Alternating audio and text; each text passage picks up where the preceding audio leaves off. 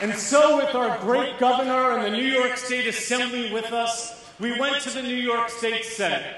This state Senate that we had partnered with on hate crimes and on Sonda and on 9/11 benefits, this Republican-led state Senate. And we said to them, give us a safe schools bill. Give us a transgendered civil rights bill. Give us a marriage equality bill. And they said no. And then we said to them, maybe they don't know. 2.5 million New Yorkers are part of unions that have adopted and passed resolutions in favor of our community. And they were not moved.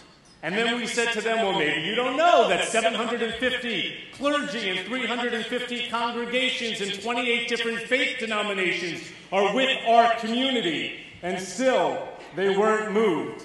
And then we said, maybe you don't understand that a third of Wall Street, as we knew it at that time, was with us on our issues. And still, they were not moved.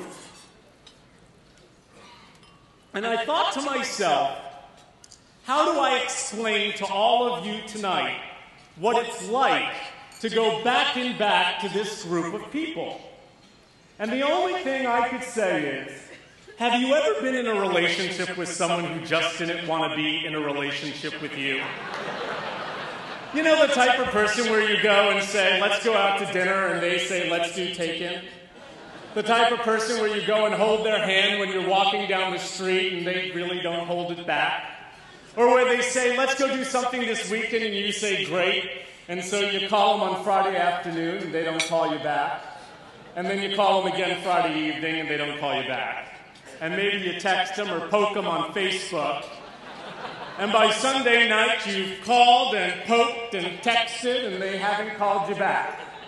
Well, that's what it feels like with this Republican-led majority in the New York State Senate.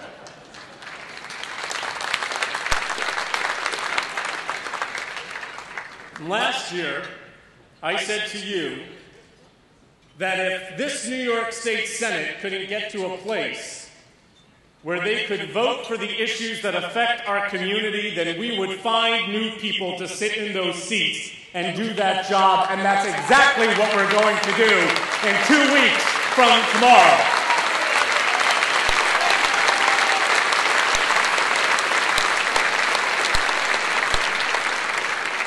Let's be very clear. 2 seats is what will make it possible for a child not to be bullied or harassed in school because of their perceived sexual orientation or their gender identity. 2 seats will stop a boss from going to someone who is transitioning from one gender to another and saying, you're fired. 2 seats will give those of us who want the opportunity the 1,324 rights and responsibilities that come with the New York State marriage license. This election is important in New York State for our community. Nothing can say otherwise.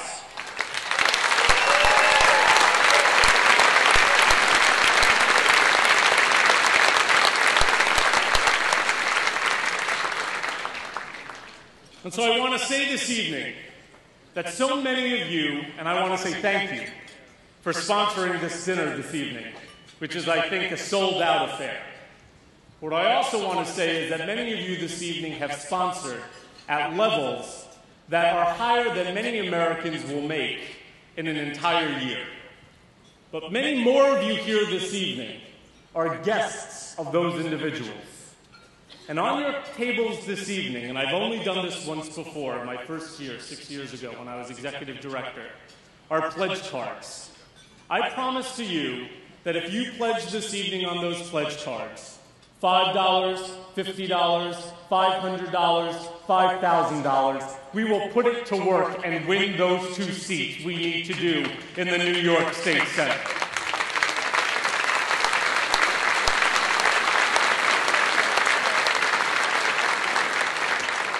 And we will continue to show New York that we are involved in a politics that is smart, that is strategic, and that is transformational. A politics that says, if we hand out a leaflet for you at a subway station, if we host a house party for you, if we give you our vote, then you better stand with us or we will find other people to fill those seats.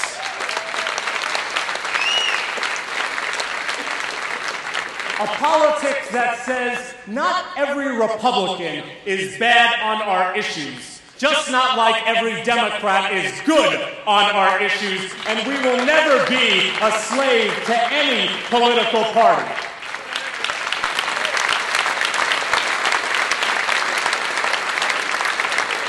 A politics that says there may be a lot of money in this room, and when 1988, when Mike Dukakis was raised $800,000 and he turned down the money because he thought he'd lose the election, and in 1992, when Bill Clinton was raised $1.2 million and he accepted the money, since then we've been viewed as an ATM machine for elected officials, a politics that says we will never be an ATM machine for any candidate or any political party. That's what the Pride Agenda stands for.